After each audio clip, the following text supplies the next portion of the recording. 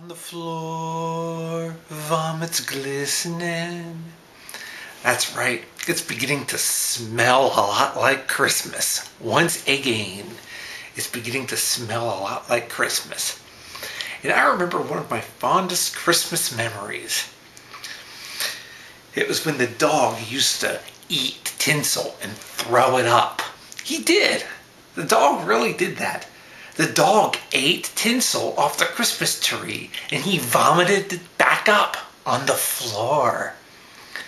Now, I remember back in my day, every Christmas time, we would always decorate the tree, and put tinsel and garland around it.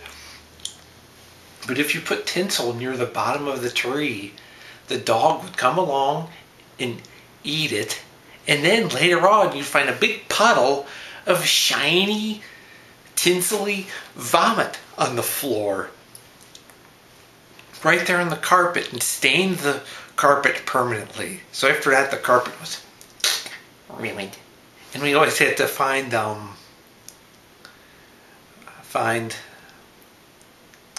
things to cover up the carpet with. But that was how we did things in my day. So now see, so that's one of my fondest Christmas memories. And when so eventually so my mom kept saying, if that dog eats any more tinsel, I'm gonna blame you. Because of course I always got blamed. Because even though I didn't even put the tinsel down on the bottom of the tree, but somehow the dog kept getting it anyway. But eventually, though, occasionally the dog the dog tried to eat like a whole strand of garland off the tree too. But what annoyed me, but that was when we were setting the Christmas tree up, and we usually didn't take it back down until after New Year's. See, because it was a nice thing to have around. What annoyed me was the stories of people putting the Christmas tree up all in one day and taking it back down again all in the same day. All within the course of Christmas Day, People, and my mom kept talking about what a great idea that was. But to me, that wasn't, what was the point of that, Don't you want to keep the Christmas spirit around for weeks on end? But my mom kept saying, that's what we need to start doing. And it was a pain to put it up, just to put it back down again. Because this was a plastic Christmas tree. And I remember,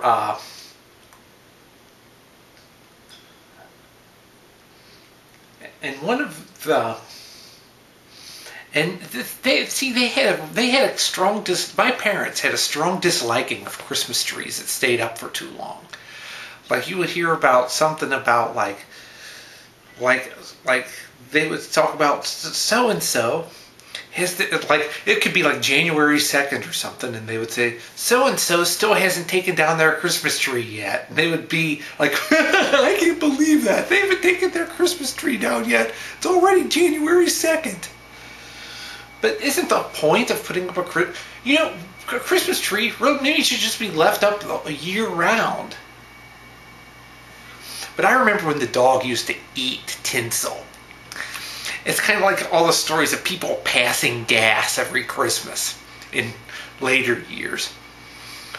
That's the story that several years ago that started to become the big Christmas pastime, was passing gas every Christmas, ripping SBDs and stinking up the place. Like the one year about 8 years ago, somebody kept ripping these bunker blasts that would stink, and it went on all evening. But then there was one other year right around that same era. I mean, I was disappointed that nobody had passed gas all day. So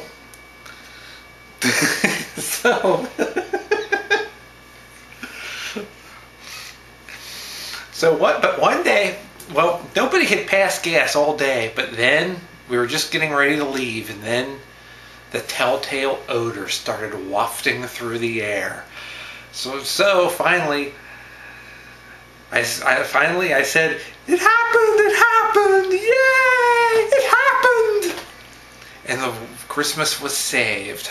But and then there's one year, I think it was after that, and this wasn't that long ago, somebody kept doing that on Christmas at an important family gathering. Somebody kept stinking up the place.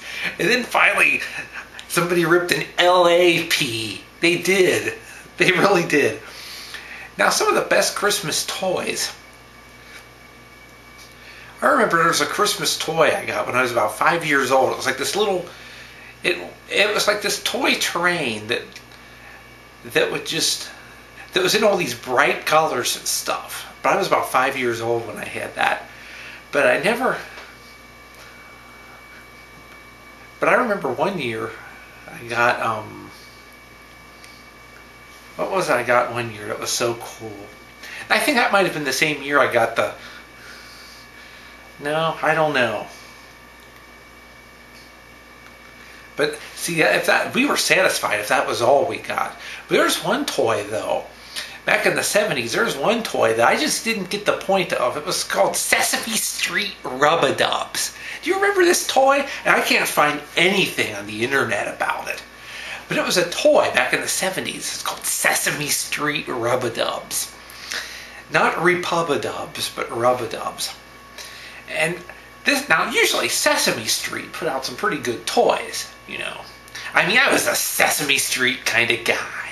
You know, I live, eat, and breathe Sesame Street. The Sesame Street is just so cool. Or at least I thought it was back when I was 5 years old. And you know, I still do sometimes. There's nothing, you're never too old for Sesame Street.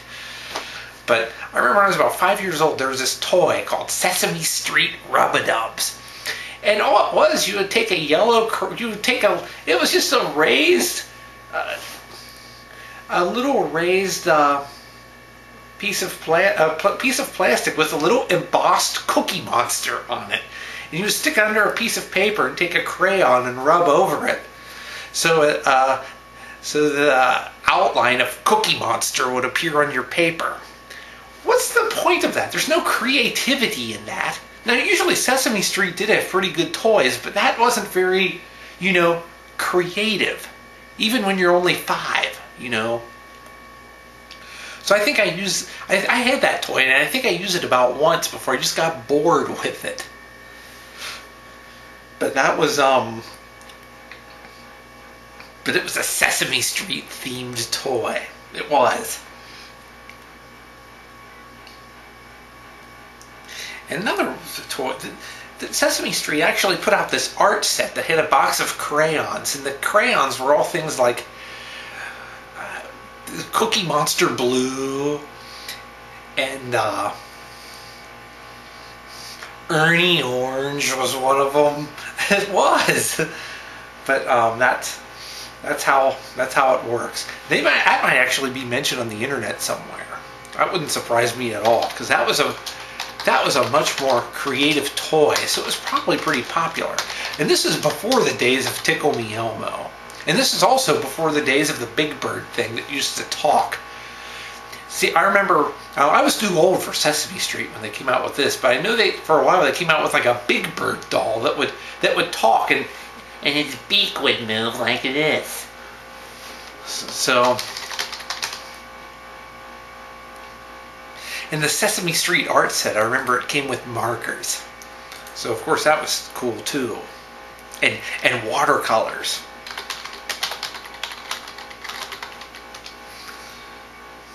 But I can't really seem to find it. It's probably mentioned somewhere on the internet, but it's just I haven't been able to find it yet. So that's... I mean, Sesame Street was just a whole new world, just waiting to be immortalized. So that's the story of Christmas and Sesame Street and dogs eating tinsel and throwing up on the carpet and all of that Christmassy stuff.